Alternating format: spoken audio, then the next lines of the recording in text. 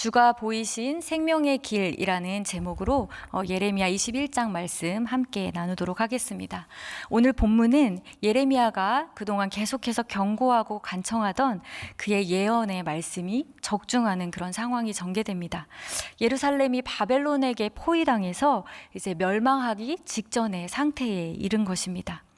그동안 왕과 백성들은 자신들에게 평안하다, 평안하다, 이 평안의 말씀을 외치는 이 제사장들의 그 선지자들의 말만을 듣고 있다가 아니란 상황에서 생각지도 못했던 때에 이 위기의 상황을 만나게 됩니다.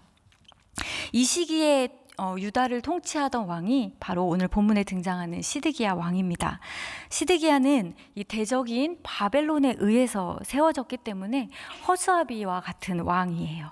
그래서 이 격동의 시기 11년 정도의 기간 유다를 다스렸지만 권력이나 당파들에 의해서 계속해서 이리저리 끌려다니는 그런 연약한 왕으로 성경은 묘사하고 있습니다.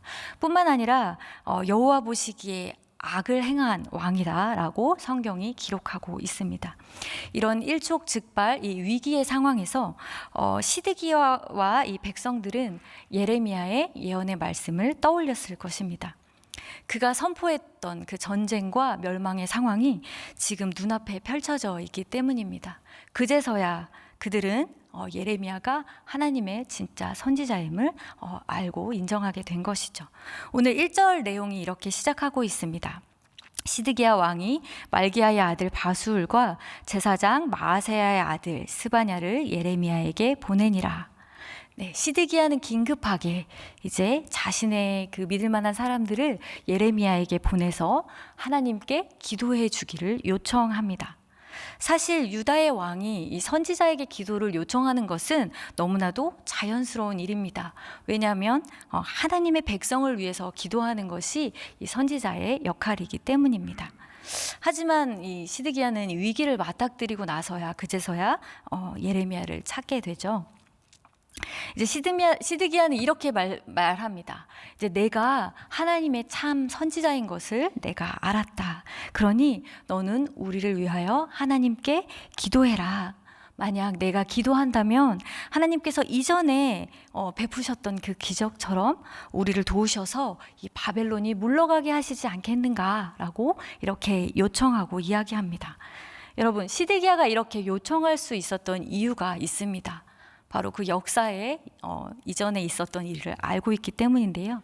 이전에 아수르의 왕 사네립이 유다를 침공하려고 했을 때 히스기야 왕이 동일하게 이사야에게 하나님께 기도해달라고 하면서 기도를 요청하게 됩니다. 그때 하나님께서는 유다 이 백성들을 그 아수르의 위협으로부터 기적적으로 구해 주셨습니다. 이러한 역사를 알았기 때문에 시드기야는 이 혹시 모를 하나님의 그 기적을 기대하는 마음으로 예레미야에게 그 기도를 요청하고 있는 것입니다. 네, 그러나 오늘 본문의 전개는 이 시드기야의 바램대로 이루어지지 않았습니다. 여호와께로부터 이 예레미야에게 말씀이 임하는데 그 말씀은 심판의 말씀이었습니다. 시드기야는 하나님을 오해했습니다. 하나님이 행하셨던 역사를 알았고 또 그 당신의 백성들을 향하여 베푸셨던 기적에 대해서는 그가 알지 못했습니다. 하나님께서 이 히스기야 왕 때에 이 구원을 허락하신 이유가 무엇일까요? 이사야 선지자의 그 간청 어린 기도 때문일까요? 아니면 히스기야의 이 눈물 어린 하나님 앞에 회개의 모습 때문이었을까요? 이 하나님의 뜻과 이 계획은 경건한 한 사람의 기도나 그리고 정성을 통해서 움직이는 영역의 것이 아니었습니다. 바로 그것은 하나님의 주권의 문제입니다. 하나님께서 이스라엘에게 이 구원의 기적의 은혜를 베푸셨던 것은 사람의 힘이나 노력으로서 얻을 수 있는 것이 아니라 오직 하나님의 은혜와 그리고 사랑, 긍휼로서 주어지는 것임을 알게 하시기 위함입니다. 그래서 오늘 심판을 선포하시는 그 하나님의 뜻 역시 우리가 그러한 맥락에서 바라보아야 합니다. 구원과 마찬가지로 이 심판을 역사하시는 하나님은 오직 그 주권이 누구에게 있나요? 하나님께 있다는 사실입니다. 이 구원도 심판도 하나님의 이 주권 아래에 있기 때문에 하나님께서 뜻을 정하시면 그 누구도 그것을 막을 수 없고 그것을 하나님의 뜻을 바꿀 수 없는 것이죠. 하나님의 이렇게 절대 주권을 우리가 인정하게 되면 인간의 생사화복이 다 하나님의 뜻 아래에 있다는 사실을 알고 또 깨닫게 될 것입니다. 그렇다면 우리의 태도는, 하나님 앞에서의 태도는 어떻게 될까요?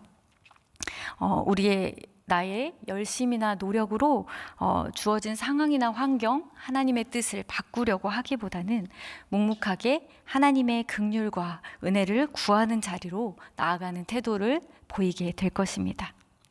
시드기야는 그 역사의 사실은 알았을지 모르지만 하나님도 하나님의 그 뜻도 잘 이해하지 못했습니다. 이어서 4절에서 7절까지는 여호와로부터 예레미야에게 임하였던 심판의 말씀이 구체적으로 선포되고 있습니다. 눈으로 성경을 읽으면서 함께 따라와 주시기 바랍니다. 하나님께서 바벨론에게 예루살렘을 넘겨주실 것입니다. 그러니까 그 바벨론의 그 군대를 예루살렘 성 가운데에 하나님께서 들이시겠다는 말씀입니다. 그러나 이 바벨론은 그저 이 하나님의 도구로 사용될 뿐입니다. 이 전쟁의 주체는 누구입니까? 바로 하나님이라고 말씀하시고 강조하고 있습니다. 유다 백성들의 진짜 싸움의 대상은 바로 하나님이시라는 것이죠. 내가 너희와 싸울 것이다 라고 선포하고 계십니다. 그동안은 하나님께서 당신의 든 손과 강한 팔로 당신의 백성들을 지키셨지만 이제는 하나님의 진노와 분노와 이 대노하심이 당신의 백성들을 향하여 그들을 칠 것이다 라고 이야기합니다. 전쟁이 시작하기도 전에 이 전염병으로 인해서 많은 사람이 죽음에 이르게 될 것이고 이 전염병과 칼과 기근에서 남은 자들까지도 원수의 손에서 측은히 여김을 받지 아니하고 긍휼히 여김을 받지 아니하고 불쌍히 여김을 받지 아니하고 모두가 다 멸망할 것이다, 심판을 당할 것이다 라고 말씀합니다. 이렇게 계속해서 반복되는 말씀을 통해서 하나님의 심판이 반드시 임할 것임을 강조하고 있는 것입니다. 여러분, 시드기야와 이 백성들에게 하나님의 말씀, 이 선포는 굉장히 충격적이었을 겁니다. 이 하나님의 분노와 심판의 선포가 만약에 우리에게 임한다면 우리는 어떠할까요? 그저 두려운 하나님에 대해 우리가 떨고만 있을까요? 이 예레미야서를 통해서 우리가 계속해서 만나는 가장 뚜렷하고 지속적인 하나님의 감정이 바로 분노입니다. 결코 우리가 가볍게 묵상해서는 안 되는 하나님의 마음이에요. 사랑하는 성도 여러분, 하나님께서 우리를 사랑하는 것을 믿으십니까? 네, 아멘. 네, 하나님이 우리를 사랑하시기 때문에 하나님은 우리를 파괴하고 있는, 우리 안에 있는 그 죄를 싫어하시고 분노하고 있습니다. 사실 관계적으로 우리가 생각했을 때 사람의 그 관계에서도 나와 관계가 없는 사람, 그런 사람과는 사실 관계적으로 잘 얽히지 않습니다.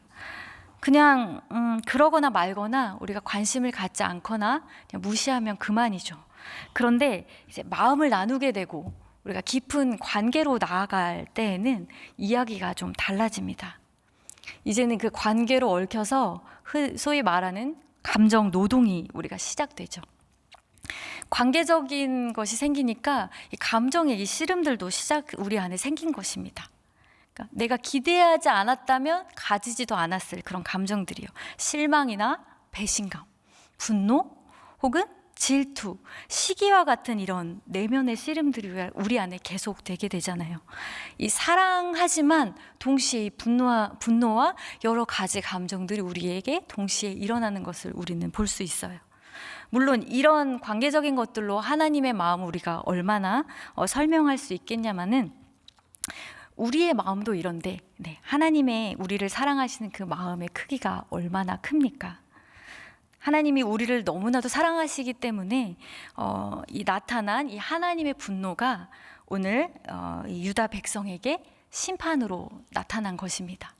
여러분, 오죽하시면 하나님께서 이 심판을 결정하셨겠습니까? 우리 10절 말씀을 함께 읽어보도록 하겠습니다. 시작. 여호와의 말씀이니라. 내가 나의 얼굴을 이 성읍으로 향함은 복을 내리기 위함이 아니요 화를 내리기 위함이라. 이 성읍이 바벨론 왕의 손에 넘김이 될 것이요 그는 그것을 불사르리라. 하나님께서는 이 모든 내용을 다시 한번 한마디로 정리해주고 있습니다. 그러니까 내가 나의 얼굴을 예루살렘을 향하여 드는 것은 복을 주기 위함이 아니라 화를 내리기 위함이다라는 것입니다. 그런데 우리가 이 말로 하나님을 오해하지 않기 위해서 이 말씀을 조금 더 잘 이해할 필요가 있습니다. 민수기 6장 24절 그리고 26절까지 함께 읽겠습니다. 시작.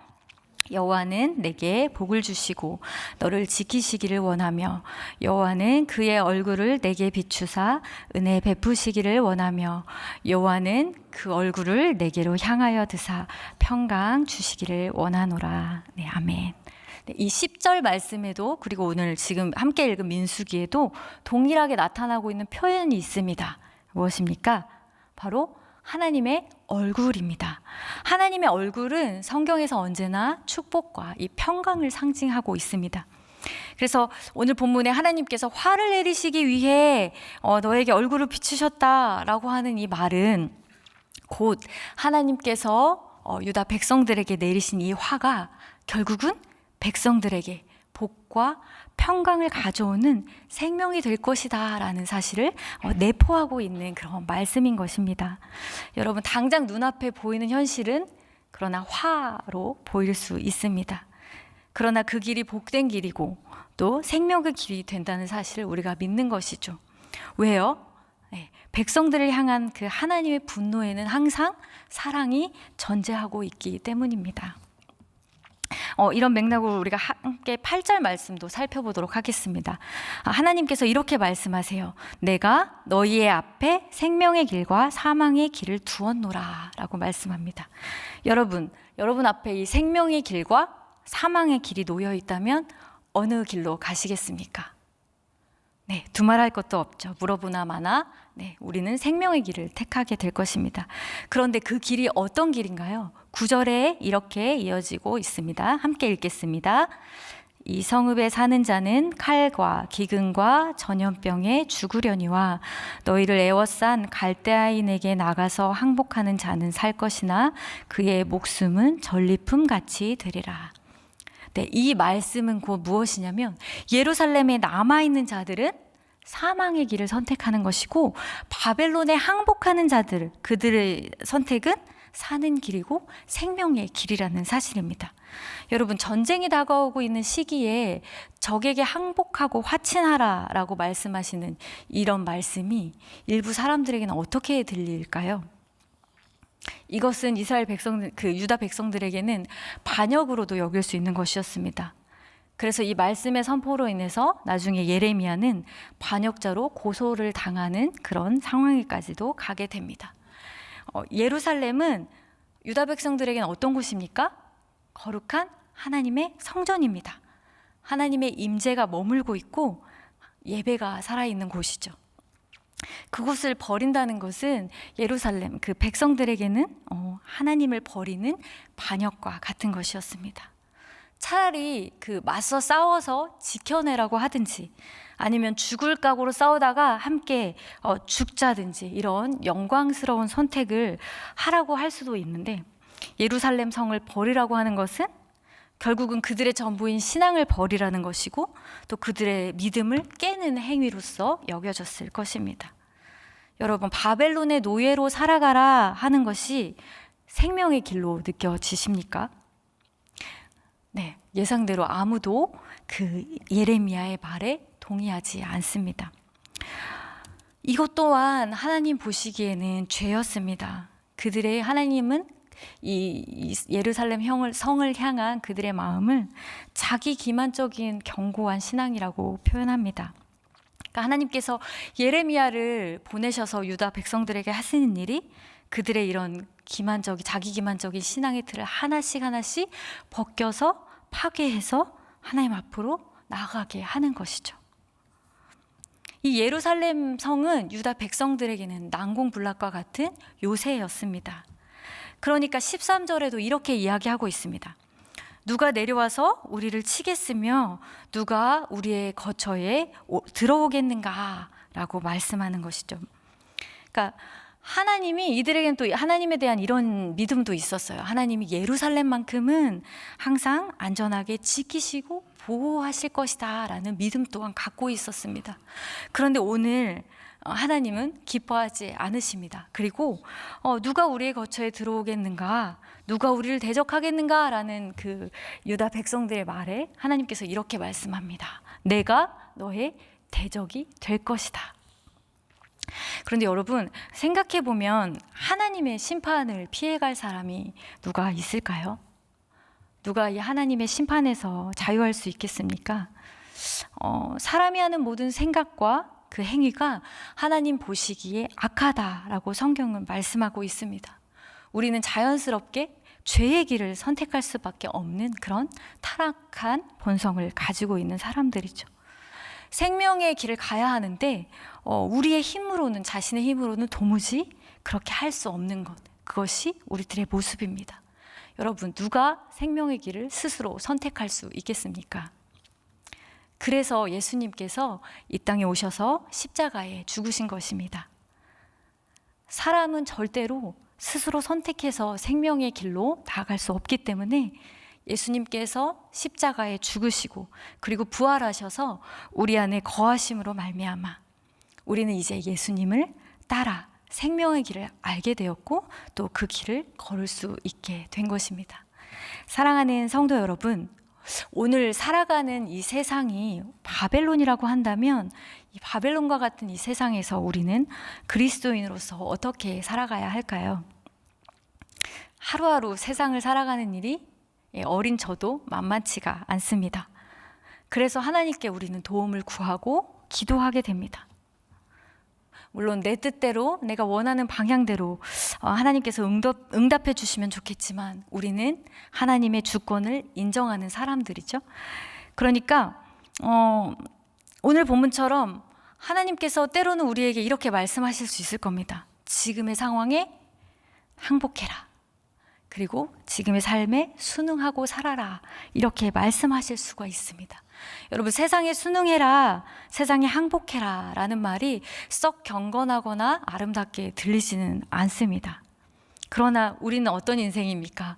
이 세상 속에 항복하고 타협하면서 살아갈 수밖에 없는 그러한 인생입니다. 왜냐하면 세상을 이길 힘이 우리에게는 없기 때문입니다. 그럼에도 우리는 자꾸 이 신앙이라는 이름으로 세상과 싸워서 이기려는 모습을 보이곤 합니다. 이것이 거룩한 백성들의 사명인 것처럼요. 우리가 아무리 주를 위해서 애쓰고 힘쓴다고 한들 그 행위로서 자체가 악한 사람들이 우리들의 모습 아닙니까? 우리에게는 하나님께 올려드릴 그 어떤 영광도 어떤 답도 우리에겐 가진 것이 없습니다. 하나님께서는 이 바벨론에게 사로잡혀간 이 유다 백성들을 향하여서 이렇게 말씀하십니다. 예레미야 29장 7절 말씀 함께 읽겠습니다. 시작. 너희는 내가 사로잡혀 가게 한 그 성읍의 평안을 구하고 그를 위하여 여호와께 기도하라. 이는 그 성읍이 평안함으로 너희도 평안할 것임이라. 네. 하나님께서 이 바벨론에게 사로잡혀간 유다 백성들에게 너는 거기서 너희들의 신앙을 지키고 싸워라 라고 말씀하지 않고 있습니다. 그러니까 우리 그리스도인의 성도의 삶은 세상과 싸워 이기는 삶이 아니라 세상 속에서 나를 구원하시고 또 나와 함께 하시는 그 예수 그리스도를 바라보고 의지하는 삶을 살아가는 것입니다. 이것이 바로 하나님께서 우리 앞에 놓으신 소망이고 생명의 길인 줄로 믿습니다. 세상을 이기려고 너무 힘쓰고 애써서 살아가지 마십시오. 우리는 세상을 이기는 삶이 아니라 이미 세상을 이기신 예수님을 바라볼 수 있는 은혜가 있기를 소망합니다. 네, 예수님과 함께 동행하면서 예수님의 그 복음을 증거하는 삶을 살아가시기 바랍니다. 그리고 이제는 세상을 향하여 싸우고 씨름하는 그런 삶이 아니라 긍휼한 마음을 가지고 세상을 바라보며 기도하는 그런 삶을 살아가는 우리 모두가 되기를 소망합니다. 날마다 또 오늘도 우리는 웃고 울고 또 두렵고 걱정과 근심하는 가운데 살아가는 인생이겠지만, 또 날마다 실패하고 넘어지는 그러한 인생이지만, 예수님께서 이미 승리한 인생으로서 우리를 여겨주시기 때문에 또 그 가운데에서도 감사하고 또 평안을 누릴 수 있는 은혜가 우리 모두에게 있기를 간절히 소망합니다. 네, 오늘 주신 하나님 말씀을 가지고 함께 기도의 자리로 나아가도록 하겠습니다. 기도하시겠습니다.